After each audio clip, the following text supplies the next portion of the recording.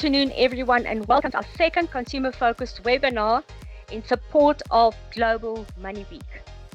What is Global Money Week? Global Money Week is an annual international awareness-raising campaign designed to ensure that young people from an early age become financially aware and gradually acquire the knowledge, skills, attitudes, and behavior that are necessary to make sound financial decisions.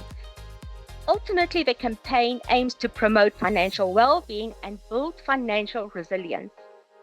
The initiative is coordinated by the OECD and is implemented by national authorities across the world. Our presenter today is Brenda Esso. Brenda is the IT Operations and Security Team Leader at the Financial Planning Institute of Southern Africa. She oversees IT operations and cybersecurity, ensuring that systems, data, and digital platforms are managed securely and effectively. As part of Global Money Week, Brenda will introduce the cybersecurity element of the discussion, highlighting how responsible digital behavior plays an important role in protecting our money, identity, and privacy in an increasingly connected world. With this, I'm going to hand over to Brenda. If you have any questions, please post them in the chat and we will address it at the end of the session. Brenda, thank you very much and over to you. Thank you so much, Rihanna, and good afternoon to everyone. Am I audible, first of all? Yes, you are. All right. Thank you so much for that. Good afternoon, everyone, and welcome to this afternoon session where we'll be looking at the Global Money Week from a cybersecurity element or angle, as Rihanna has said. Now, as part of Global Money Week, we are bringing in the cybersecurity element because today our money, identity, and privacy are all closely connected to the way we behave online. Nowadays, cyber criminals don't need to hack your bank account. They just need to trick you. I'm sure we all know this. And today, every one of us is a target. In today's topic, we will be looking at responsible digital behavior, protecting your money, identity, and privacy in a connected world. So we will unpack this not so big but big elephant, which has brought both pleasure and fear in our lives, because you never know when you will be the target or victim.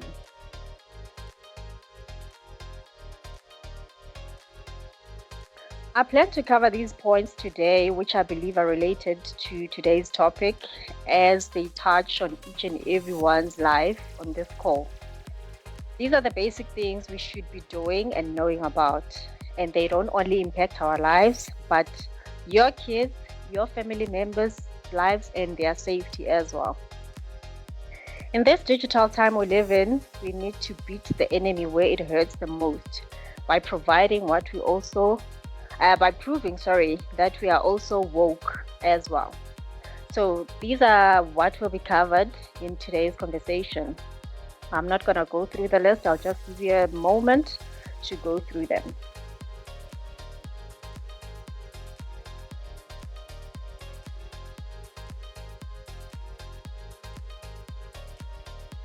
All right, now right into it. Why responsible digital behavior matters. We all know we live in a world where almost everything we do is digital, from communication to banking, even managing our personal lives. Use cell phones, communicate with people over the phone, over the cell phone. We use the internet. So that's how digital our lives have transformed. And because of this, a lot of our sensitive information is online. Our identity, our money, our personal data, almost everything of ours is out there, which is why we need to tread carefully when we are working on our phones and the internet. And also, let's not forget, the internet does not forget. What you may do in your youthful days might catch up with you later on in life. It might prevent you from getting a lot of things if you were doing bad things in your youthful years. So let's tread carefully, as I said, and remember that the internet does not forget. Some of the common cyber threats that we know of or we've encountered: phishing or impersonation emails. And let me tell you something. These ones are the ones that come from maybe those Gmail accounts or Yahoo or whatever domain they choose. And most of the time, it is never the original domain that it comes from. So that is number one that you should look at to say, okay, yes, I see the name is Brenda Esau, but why is the email address not saying brenda@fpi.co.za? And then you go on to read, what is Brenda saying? How is she addressing me? If she just says, dear user or dear whoever, and not addressing me using my name, then that's a giveaway as well. And one thing about cyber criminals is that they are very clever.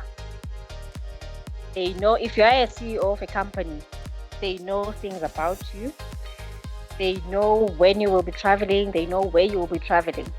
And now they will make use of that time and that information to do whatever it is that they need to do. For instance, there was an incident where we had a lot of these attacks or attempts, and some of them actually were not only attempts, but they became real in such a way that they would target the newly employed people in the organization. So they would communicate with them on their Gmail accounts saying, okay, no, this is the CEO. As you know, I'm traveling on Friday, for instance. I need 10 vouchers. Get me 10 vouchers. Now the person is new. They don't know much about the company. They want to impress. They got an email from a CEO. They go and purchase using the company's credit card, of course. They go and purchase the vouchers. And then they go on Gmail again and say, okay, no, I got the vouchers. Then the person on the other side will be like, okay, give me the voucher numbers. After some time, okay, get me 15 more. Still, the person does not pick it up. All right, they go and purchase 15 more. After some time, the CEO says, okay, no, get me 20. Now the person goes and purchases, and then they max out their credit card. They come back, they tell the CEO that, okay, no, I've maxed out the funds. Now this CEO says, okay, no, send an email to finance, tell them that, okay, you've maxed the credit card, they must add funds. And then only then the person brought it to my attention that, okay, no, there's this thing. And I'm like, okay, hang on. So if it's the CEO, why is the CEO not sending the email to finance directly? Why are you the middleman? And then what I said was, tell the person to send the email directly to finance. After that, nothing happened. The person kept quiet. And then later on, I sat with this person just to understand what had happened. So now she tells me, no, I received this email from my Gmail on my Gmail account. I'm like, hang on, Gmail? That's your number one red flag. You just started not long ago, but you're entertaining emails that are coming through Gmail. And you're entertaining a person that says they are your CEO. And then when I looked at the email address, I'm like, oh no, girl, you've been scammed. I told her, you've been scammed. And then from there, then she reported herself, and I don't know what happened in between, but that was number one.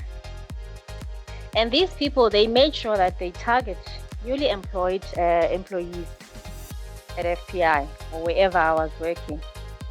And which is why now it came to our attention as IT to say, okay, you know, we should make sure that we intensify our IT awareness training, even to those that will be starting to work at FPI. Send them a link of videos, maybe a month or 2 weeks before, that they can watch and get themselves familiarized with cybersecurity and all these tricks and scams. And then by so doing, it really went down. We never really had, I don't remember when last we had such an incident. So it all starts with awareness. That's what I'm trying to say. So everything that you know of or that is a scam, you must make sure that you tell the world or you tell the people around you. You make them aware that there is such and such a thing happening around. There's also smishing. Smishing, you get a fake SMS. 2:00 a.m. Get an SMS saying, hey, you won, I don't know how much money from UK Powerball lottery. You get excited, you want to reply. Do you play? Number one. Do you even know those people? Why are they contacting you at 2 a.m.? That must tell you something. That, okay, no, I need to verify this. Also, sometimes when you check, it's coming from a cell number. But you're getting excited. You want to share your details or you want to click on a link and complete your details without thinking. You get carried away by the excitement. We have fake websites. Those websites that look alike or that look like the real websites. For instance, if it's fpi.co.za, that is a legit one. Now the fake one would be ffpi.co.za. Because you're seeing FPI, you would think, okay, no, this is a legit one, without you noticing that there's an extra F. So that is why we need to be vigilant at all times. We need to make sure that whatever we click on, we check. Whatever we do online, we check. The malware, this one also is a biggie. So they send you a link or an attachment. It's someone you don't know, or it could be someone you know, but you're not expecting anything from that person. You go ahead and click on it. What's gonna happen? Of course, you've spread malware on your computer, on your company's environment or your network. Now, IT has a lot of damage control to do. You could have avoided that, but we will get into that later on. You've got social engineering, someone manipulating you into giving them information. Maybe I have an MTN name tag here. I say I work for MTN and I've got these products. Please complete this form. I will give you the SIM card for free. It comes with 10 gigs of data. Fall for it, you give me your things. You don't know what I'm going to do with the information. Maybe I've taken a copy of your ID. You don't know what I'm going to do with that. We've got ATM scams. These ones, they happen a lot. And just last month, my uncle got scammed actually at an ATM. So he went to withdraw money. And then when he was telling us now the story, he's like, okay, no. As I was busy withdrawing, or trying to withdraw actually, came a man and then he started talking to me. And then he pointed on the screen and told me, no, punch in your pin. He also punched in his pin. I'm like, oh, why did you do that? Why? He's like, no, I don't know. It happened so quick. It happened so fast. I saw myself punching in. Next thing, he was like, okay, no, I'm coming back. And then the screen went blank for a second. And then after that, when he was looking for his card was swallowed by the machine. Now he does not know what to do. He's thinking, what should I do? Okay, he went home. He did not think of going to the bank. He went home, told his wife what happened. Next thing, before he reached home actually, he got an SMS notification that 7,000 has been withdrawn from his account. Okay, I'll forgive them. It's all people. But I mean, yeah, he could have done better. Really. But I'll forgive him.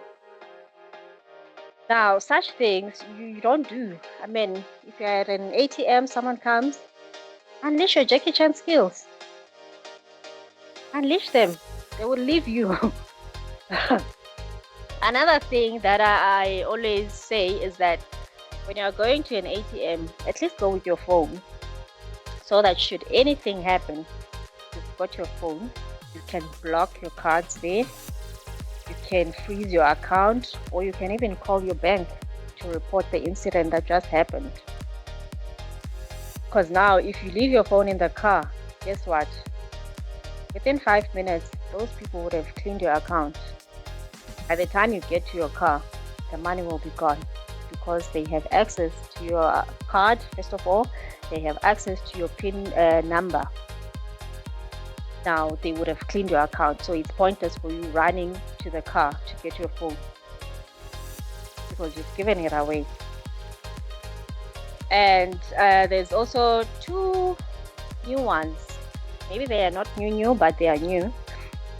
And guess what? One of the new ones is our lovely girlfriend, AI. Yes, AI has joined the list. AI is also part of the cyber threats. So here, the AI-powered or autonomous threats. What happens is these are cyber or real-world attacks where artificial intelligence systems are used to carry out, enhance, or even independently execute harmful actions. Now, the common examples will be the intelligent phishing scams. So with these ones, they don't use the lingo that will give it away to say, okay, no, this is a phishing attempt or this is an impersonation attempt. No, they will make sure that they get, if maybe you are communicating with your manager, they know how your manager communicates. They get that. It's highly convincing email. It's highly convincing messages. It's highly convincing voice calls. So everything is convincing. It leaves you thinking, okay, is this real or not? Then that would be up to you to think. I mean, use your instincts as well as a human. And another thing is they can mimic real people using voice cloning or writing styles, as I said. So, for instance, our CEO talks on all the platforms and her voice is out there, her videos are out there. What's stopping them from using her voice? They will use her voice to call you and give you an instruction, actually. Okay, do this. Transfer this money to this account. You will say, okay, no, it's my CEO. Yes, I can hear her. She's on the phone. Let me transfer. But there are other ways of verifying. You can also talk to someone else who's not the CEO and say, you know what? I just got this call from the CEO. It's a very strange call, instructing me to transfer money. What do you think I should do? You know, talking helps, guys. Because now if you decide to make decisions on your own, you might end up making wrong decisions. But if you talk, then it's 2 different minds, 2 thinkings, if I may put it like that. So someone else might advise you otherwise, or someone else might see it a way different to what you are seeing it. So it is always advisable, if you get yourself in these kind of situations, to talk to someone else also before you action. Because now also you might get an email, a very convincing email from a supplier, one of your suppliers. Okay, hi finance team, please update our banking details. We have changed our banking details. Attached is the bank letter. You're convinced, okay, this supplier we have on our database, so we might as well change or update the details as they are saying. It won't hurt you to take a call or take a phone. Just call the person, finance person in that department or in that organization, just to double check. All right, we got this email. Is it legit? Is it not? Should we action it? Should we not? Should we report it? All of that. So it's always advisable to go an extra mile when it comes to security. Be also alert as well. Be woke as well. Do not let these people think we are dumb. They are the only ones that are smart. And another scary one now, it would be your child gets a phone call And guess what? They've cloned your voice. You as a parent, or you as an aunt, you as an uncle, are talking to a child. Okay, now take my phone. Maybe your child knows your passwords and stuff. Take my phone, open it, open this app, transfer this money, do this, do that. Now, a child innocently does that, thinking they're talking, oh, I'm talking to my mom, oh, I'm talking to my dad. Only to find that no, it's a hacker, it's a scammer. Another one would be, okay, no, child, come here. Take 1, 2, 3, 4, and 5, and then go to this location. Only to find that they are kidnapping your child now. Now they will take your child and call you. We'll tell you, we've got your child. If you want to see your child again, give us this amount of money. So we need to be very careful when dealing with AI. I know we love AI a lot, but it also comes with ups and downs. Unfortunately, it's not all glory and all good. And there's also deep fakes, where it's fake videos, audio, or images used for fraud, blackmail, and misinformation. I mean, there'll be a video circulating. You see that, okay, no, this is maybe your CEO. Yeah, they're asking you to donate. They're even giving you the bank details at the bottom of the screen. Okay, donate to this account for whatever purpose it is. If you are ready, use these banking details. Innocently so, to transfer money, only to find that the CEO does not even know of this transaction, of this activity. You are just giving away money. Either your hard-earned money or company money. I mean, money is money at the end of the day, whether it comes from your own pocket or from your company's pocket. So we need to be vigilant when dealing with technology.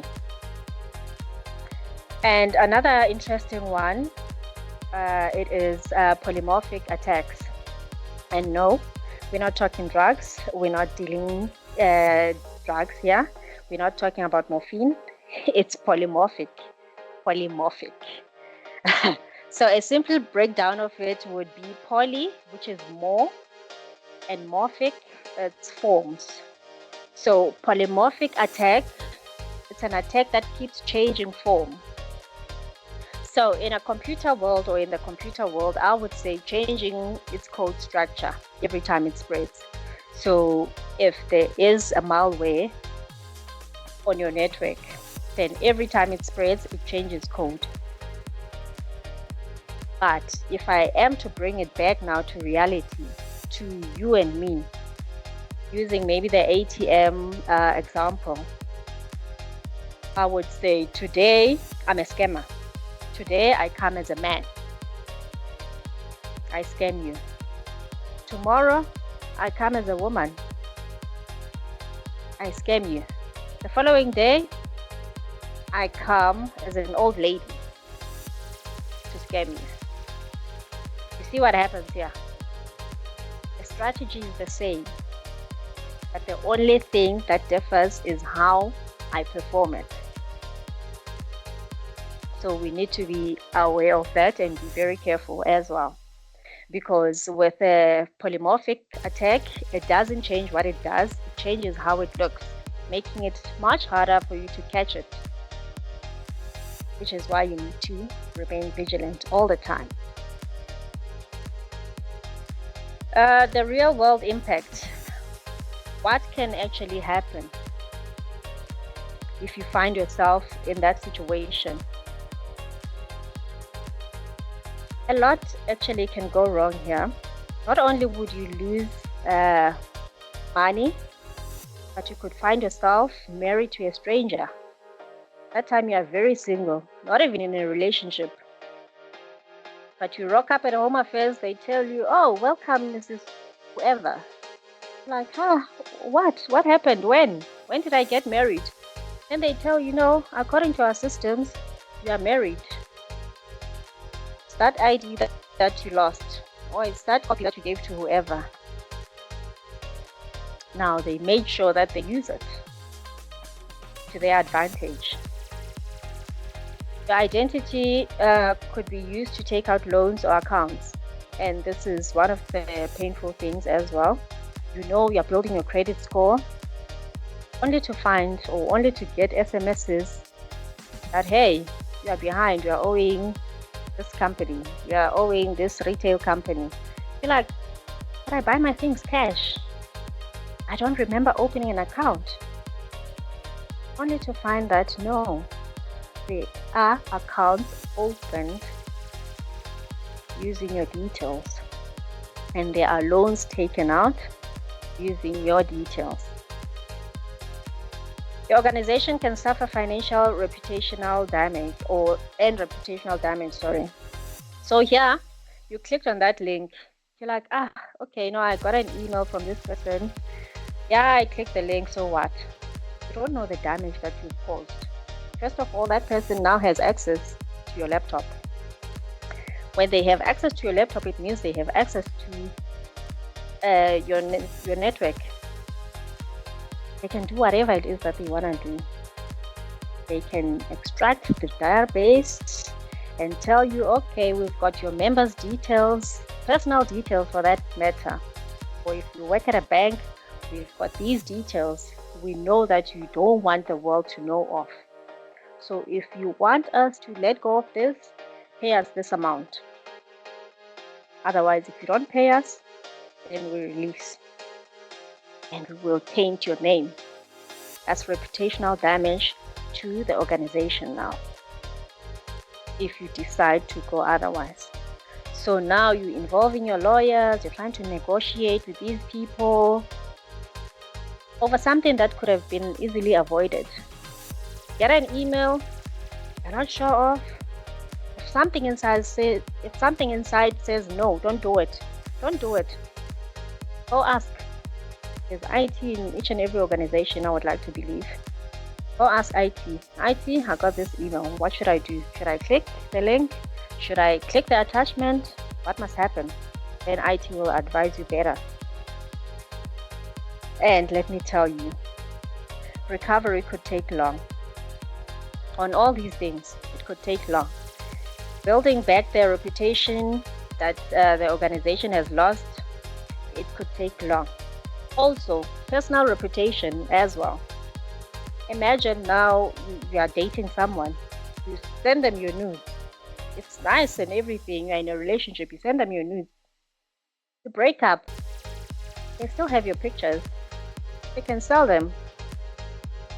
Imagine what could happen to your reputation. Maybe you are in your 20s. What's going to happen when you're in your 40s, in your 50s? Now, your pictures are out there on the internet. What must happen? We must think. That is why we need to think each and every time. I'm going to emphasize on the word think throughout. Protecting your money online. Protecting your money in a digital world. Now, a scammer calls you and tells you, oh, okay, I'm so-and-so calling from FNB. They ask you to verify yourself by confirming your ID number, your email address, your cell phone number, your pet's name, all of that. You do it. Okay, sharp. Yes, we're used to those things. They happen. And now they go ahead and tell you, okay, we need your PIN as well. Please give us your PIN. Or please give us the OTP number that we just sent through your phone. You'd give them. Why would you do that? It should tell you something. It should tell you something. Banks always make us aware that never share your PIN, never share your password, never share the OTP that you get from us with anyone, even with someone calling from the very same bank that you bank with. Not do that.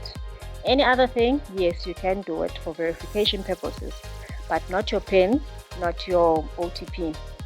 Because guess what? You will give them. They will have a feast on your account if you do that. And you will only have who to blame? Yourself. You will only have yourself to blame, no one else. Because you don't learn, you don't listen. Awareness is out there, but you take it slightly. And you must always be cautious of urgent payment requests or account alerts. They tell you, okay, your account will be closed in 24 hours. Make sure you update your details or make a payment to keep your account active. You want to click on that link. Why? How about you verify with your bank by calling them? It won't hurt you to take a phone and call. Hey, I got this SMS. Is it legit? Can I go ahead and click the link? If not, okay. What should I do? Oh, delete. All right, good. Life continues. That's it. That's simple. And only use trusted and secure websites for transactions. So one other tip that we need to keep in mind is that most secure sites, they use HTTPS at the beginning of the URL. So if it does not say HTTPS, you should question it. You should question it. And they say do your regular checks on your bank statements for unusual activities. So I would say maybe once a week or once a month at least, just check your bank statement. Because you'll find that, okay, there are those scammers that are not greedy. They will take 500 every week from your account. That's if you have got lots of money and are ignorant. Then you won't know, you won't notice. You'll only see maybe after a year or two that, hey, hang on, I've been seeing 500 going out of my account. I don't know who is going to, I don't know what it's for, but it will be too late. So that's why it's advisable for you to check every week or at least every month to make sure that you can account for what you see on your bank statement. Another big one, which is the use of Wi-Fi. Not just Wi-Fi, but safe Wi-Fi. We always say avoid using public Wi-Fi. I like to say avoid using it in general, period. Buy data. If you don't have money, ask someone, a friend, to hotspot you. But avoid using public Wi-Fi, especially for serious things, banking or financial transactions, or anything where you have to authenticate, where you have to put in your username and your password. They will steal your credentials. They will use that account to do something else. So if you fall for it, or if you don't have a choice, you want to use public Wi-Fi, rather use it for Google, streaming, or just the basics. Maybe you want to listen to music, you're bored, just do it for that. But do not do anything that relates to banking using free or public Wi-Fi. And also, the hotels that we go to, they tell you, oh no, we've got free Wi-Fi. You can have it. You can have the Wi-Fi key. Oh, sure, you can take it. But remember, do not do banking there. No free Wi-Fi is good. If you must do it, as I said, rather go with your dongle or buy data. And just make sure that you do that transaction, and then you continue with their free Wi-Fi to do whatever. All these silly things that are available, but not serious things that will impact you at the end. Because let me tell you, you're thinking, okay, no, this hotel has password protected network. Not knowing that Brenda is sitting there cloning that network. You're thinking you're accessing the hotel's network, only to find that no, you're accessing my network. Now you do your personal things there, you do your banking there. I've got your details, I've got everything. If you've got millions, oh hell, I'm a millionaire. Just by you not being vigilant, just by you being ignorant. So you've given away your money, just like that. So if necessary, they say if necessary, use a VPN on public Wi-Fi. I'm not sure if we're still using VPNs because now we've moved to the cloud, but yes, if you are using VPN, then rather opt for it. If not, stay away. Free Wi-Fi is not safe. I don't want to lie to you. And then we move to password security. This is also another thing that is very important, and we can never emphasize the importance of having a password. Also, change that password regularly. You can use a paraphrase for your password, but do not use your lover's name or your child's name or your date of birth. Those are easily guessable, and the hackers will definitely find them or crack them. Trust me, if they want them. So it's better to use paraphrases. The Lord is my shepherd, I shall not want. I kissed a girl and I liked it. Something like that. See, the paraphrase. No one can guess that. And also, multi-factor authentication is very important. Make sure that whatever platform you work on or you are on, it has MFA, and enable it wherever possible, because it will save your life. Without MFA, then they can easily get your password. And we are always told never to share our passwords with anyone. A password should be like your underwear. Don't share your underwear. Keep it to yourself. Wear it on your own. So same goes for your password. It should be like that. And a tip, if you are using paraphrases or you're using those complex passwords, you can always install a password manager.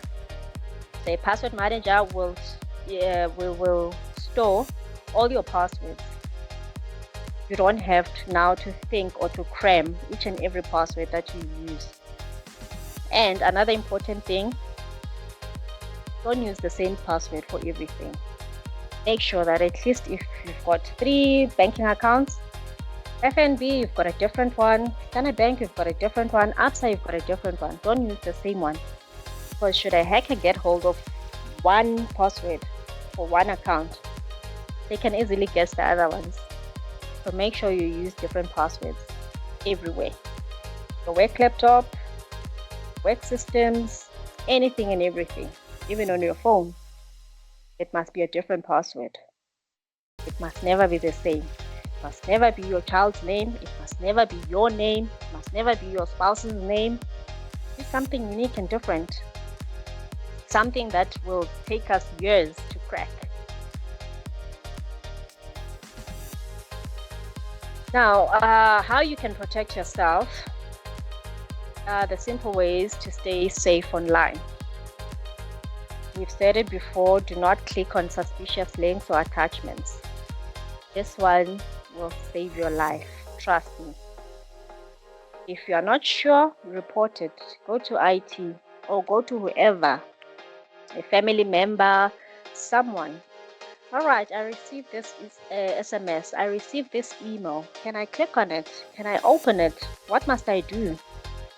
Always make sure that you ask for help, especially when it comes to technology.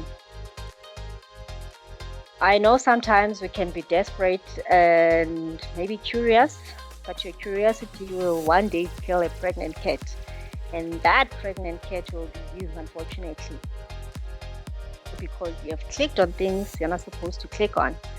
You've opened attachments you're not supposed to open. You have responded to emails. You get an email saying, okay, no, there's an inheritance for someone with the same last name as yours. When you check the past 5 years, no one passed away in your family. No one contacted you. But you get excited by receiving an email saying, okay, there's an inheritance and they want you to claim for it. And you want to respond and give your personal details. Does it make sense? Make it make sense, please. Why would you do that? I know sometimes we can be desperate or want to test waters, but no, not with your personal information. because you don't know what damage it will cause. We spoke about using strong passwords. We spoke about enabling multi-factor. Now, another thing that I want to touch on is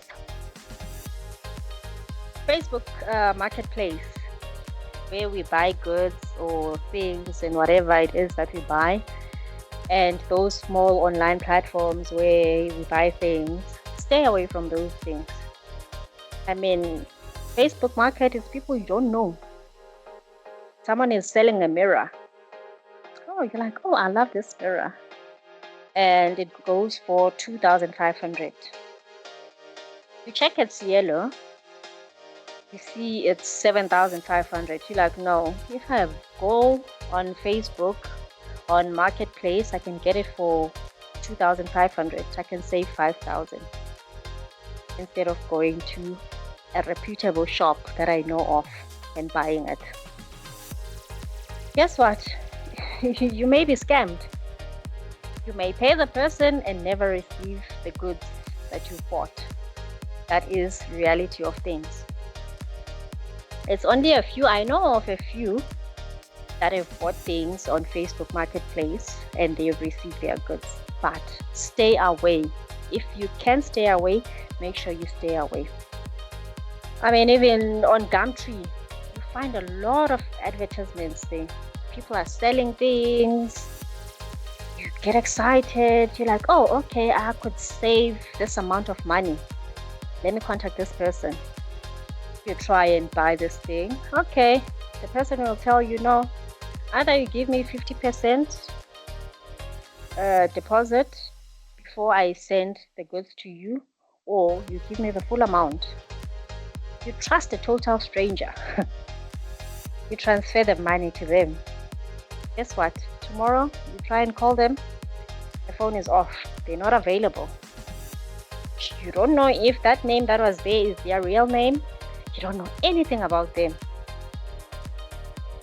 But you trusted them well enough to give them money, your money. Now, let me tell you a story. There's this guy that I worked with. He sold his car. So he put an advertisement on Gumtree, and I forgot the other ones. And then this guy contacted him. He's like, okay, no, I'm interested. Where are you? Told him, okay, come. He came. He test drove the car. The guy was like, oh no, I'm happy. I like it. I'm interested. I'm buying it, actually. It's like, okay, no, this is the amount.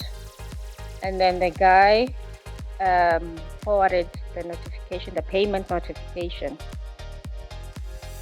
And then my guy this side took that notification. Like, oh, okay, no, you've made the payment. I wanted 75K. You're actually giving me 75K. No negotiations, nothing. Okay, great. Took the notification, gave the papers to this guy, gave the keys to this guy. Off the guy went. Waited for the following day to come. 2 days came, no money. The money did not clear. The money that he saw, the payment notification. Guess what? That was a forged payment notification. Also, my sister sold her TV. She was still at varsity. So she took pictures and put the pictures up, and the guy was interested. So same thing happened. All right, I see the pictures. I'm interested in buying this TV. All right. No, this is the price. Send me the money and then I'll give you the TV. The guy was like, oh, okay. Which bank are you using? My sister told him. All right, I'm using this bank, so it's probably going to clear a day or two later. My naive sister said, okay, no, it's fine. As long as I have the SMS notifying me that, okay, there's funds that have been transferred into my account, which will clear in a day or two. She gave the TV away. Guess what? Did she get her money? No, she did not. She got scammed. So such things, I mean, you don't give away your goods if you don't have money. I don't know, maybe it's because I love money too much. I want my money here. Let's exchange. You give me my money, I give you whatever it is that I'm selling you. So I would never take a notification and say, okay, no, yeah, I have this notification, you can have my key, my car. I give you my papers, I give you my car keys, off you go. Where will I find you? I won't find you anywhere. So I want money before I can give you. So that's what we also need to practice. Bank notifications can be forged. I mean, we know this. So you need to make sure that you are always alert. You are here every time. Don't give goods if you don't give money if you don't have the goods. So make sure you have the goods and exchange the goods for money. Same things go for what if you're buying online. Yeah, you trust a person. I made an example earlier. You trust a person, they're selling nice shoes online, and then you deposit money. They say, okay, no, your shoes will come after 2 days. You've given them 5,000. The shoes will not come. Donated 5,000. Well, no one put a gun in your head. You decided to do it on your own. Sorry. Unfortunately, that is the reality of life, or the cruelty of life. People are cruel out there. They don't care what you think. They don't care how you got that money. They just want what they want. The red flags to look out for. There's red flags everywhere, guys. You enter a relationship, there are red flags. Workplace, there are red flags. Anywhere, there's red flags everywhere. So why would there not be red flags when it comes to your money? There's red flags everywhere. Now, let's help you spot the warning signs. If it's urgent or it's in a threatening language, act now. Act now? Why? Alright, why must I act now? Where were you all along? Why are you only sending me a text now or an email now saying I should act now? Ask yourself those questions. Ask yourself any question that you can possibly think of. Be a child. Ask why? You know, kids, they nag. Everything that you tell them, they will ask you why. They close the door. Why? Open the window. Why? Be like that. It's rather to be like that than being naive and just giving things away. Unexpected emails or messages, that also, it should raise a red flag. I mean, you get an email from someone. They say, okay, you can only text me, don't call me, but give me this. You go ahead and give them. Why are you giving them that if you cannot call them to verify? So there's a lady who actually they did a SIM swap of a number. This particular Saturday morning, I was at home. Then I get an SMS, a WhatsApp message from this lady. Hey, Brenda, please borrow me 5,000. I will give you tomorrow. So this was Saturday. She's saying she'll give me back my money on Sunday. In my head, I'm thinking, what could be so urgent that she wants my money today and she'll give me back tomorrow? Why can't she wait? I just ignored the text. And then a few days later, we met at a gathering. So I asked her, you know what, I got this SMS from you. And then the other ladies also came to say, hey, we got this from you. We tried reaching out to you. And then you said you don't know anything about it. And then there was this one lady who fell for it. She also received the same message and then she sent the money. Now, the owner of the number is asking, but why didn't you call me to verify if it was me really? She's like, no, I didn't think of verifying. I didn't think of calling you to verify and see if indeed it's really you. I thought you were in trouble. I thought you were in need. That's why I just transferred the money. So now who's expected to pay back the money? Is it the lady whose number was scammed or was swapped? Or is it this one, must suffer? The lady who they did a SIM swap on said, I'm not going to pay you back. You should have called me to verify. Now this other one had no choice but to take it in. Because now, honestly speaking, they did not verify. They are friends as well. So why would you not call your friend? You slept last night, everything was okay, but following morning, now your friend tells you, hey, I need 5K now. I'll pay you back tomorrow. Why are you not questioning it? Okay, she does not have to give you the full details, but at least she must tell you something. Why does she need that 5K? Why is it so urgent? So that's how she lost her money. Because of what? Not asking. She just decided, oh no, I'm gonna donate this money to a stranger, to someone I don't know. Gave it away. And that was it. So those are the things we need to be careful about. The links that do not match the sender. Same goes for the email addresses. As I said, I work for the FBI. You get an email. Yes, the name says Brenda Esau, but the email address is something else. Ask yourself why. Why am I talking work-related things using a non-official email address? If you have my number, call me. Find out from me, verify with me if indeed this is me. Same goes for an SMS. You get an SMS from whoever. If it's someone you know, call them, verify. Don't just send money.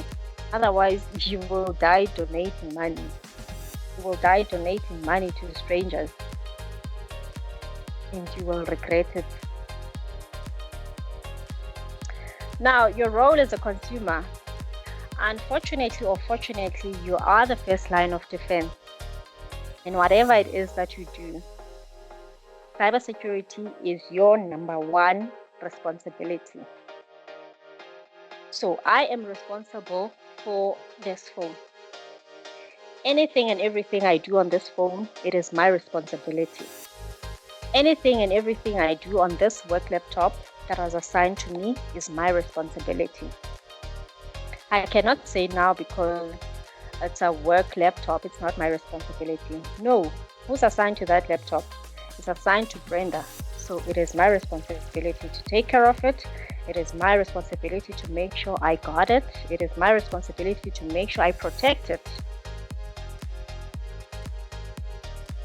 Your actions can prevent incidents. As I said, when in doubt, ask for help. From a friend, from IT, from whoever. You could save yourself a lot of trouble if you become that nagging person who calls with every security or IT thing you don't understand, rather than saying, nah, I got this. Yes, unfortunately, will get you. And if you don't get it, it would have gotten you. So remember, let us know you for nagging. Oh, when we see you, we're like, no, what is she going to ask me about today? No. Can I hide? No, I'm not in the mood. Rather be that person than saying, nah, I got this. I know it. I know it. I'm woke as well.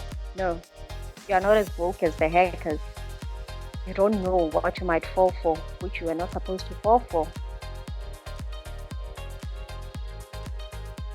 Now, what do? You are a victim.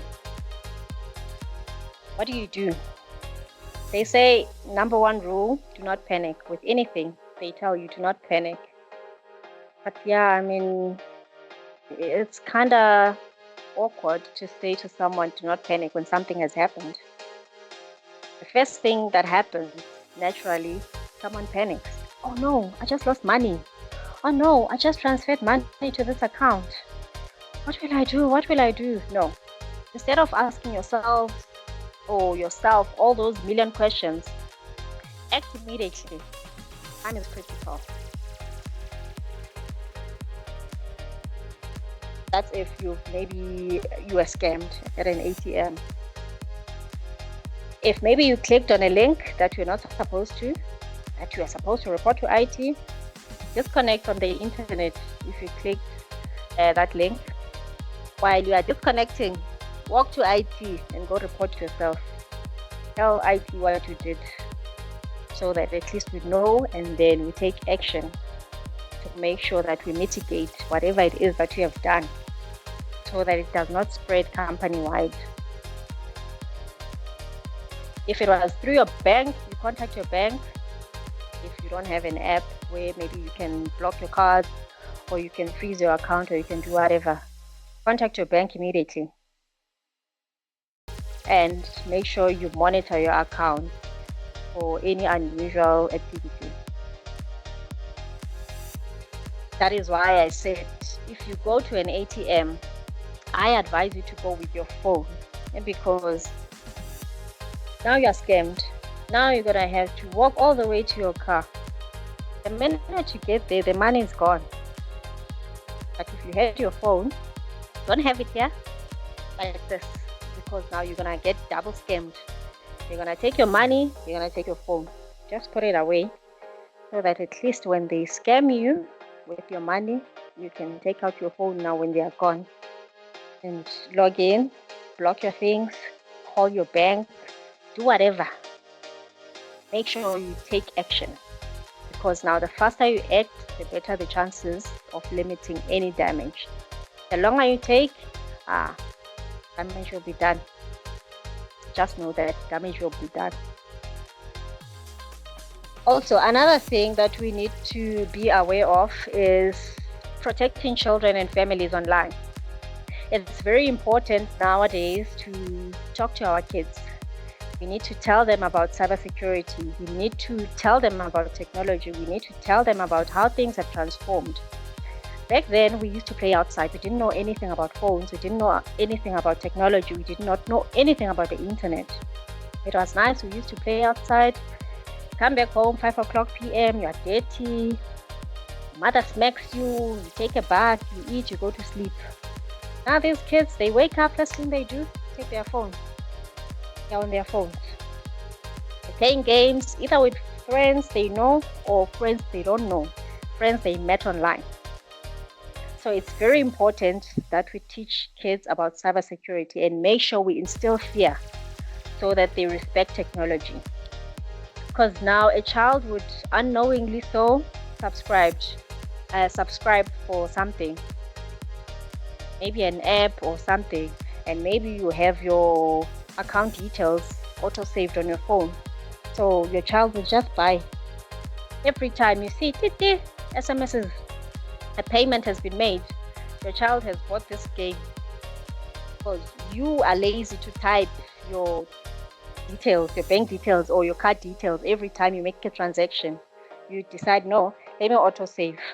It's for quick use, or it will kill time. Let me just save everything. Not knowing that, you've got the little minions who don't understand this technology thing. They will destroy you. So make sure you don't auto-save your bank details. Make sure that you make your kids aware of technology. You make your kids aware of what danger is out there. Horrible things are happening, and some start with a cell phone, a tablet, whatever you call it. But yes, they start there. In closing, the golden rules. It will be protecting your money in a digital world. So you need to be cautious with your financial information online. Don't just put your things out there. Don't put your laundry out there. You put it safe somewhere at home, right? So you must do that even online. You must remember that your personal information is your personal information. Don't take it out there to the world to see or to use, because people will take advantage. People are heartless. They see a loophole, they use it. Now, in closing, my dear friends, a safer digital world starts with awareness. That is why it's very important that we speak and breathe awareness all the time, everywhere we go. You verify, you protect, you pause. You don't just act, you pause, you think, all right. You verify. Verify with the bank. Is this real? Is it not? All right. You protect. Passwords, talk, make your kids aware, make everyone aware around you. If you know so much, transfer that knowledge to everyone around you so that everyone is aware and everyone knows. With that said, thank you very much. We'll take questions if there are any or comments. And I see that we are running out of time, but yes, I'm available for questions or comments. Brenda, thank you. I think we've got a lot to think about. I think you've made it clear. We must think, must constantly ask questions and not just take everything for granted. I haven't seen any questions. There's a comment that says every bank has got free Wi-Fi, but I think we still need to be cautious wherever we access Wi-Fi from. Correct. If I can pose one question for you, you've mentioned password managers. Where do we find such a password manager? So it's an app, Rihanna, that you download.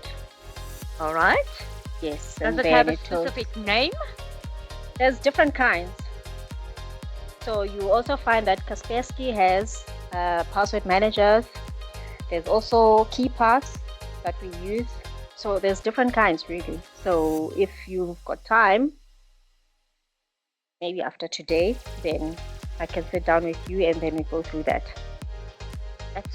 That's great, Brenda. I think you've given us now 2 options to go and have a look, but I think it is, Ronald has put into the chat there, 1Password, Bitwarden, so we've got a couple to look at, just so that we use even password managers that is authentic and that we can trust. If in closing I can just make people aware that there is the FBI My Money 123 website. Find a financial professional there if you have any other questions or even questions about cybersecurity. I'm sure our professionals will be able to answer questions. And with that, thank you, Brenda. I think this was very insightful. I think you've installed quite a lot of fear into me, so I will be more careful. I'm glad. I'll be more careful of where I click. Thank you so much to everybody that attended. We appreciate your presence, and look out for our next consumer webinar, which is the last Wednesday of the month. I think it's the 25th. Looking forward to seeing you there, and with that, have a lovely afternoon. Take care, everyone. Thank you so much. Bye-bye.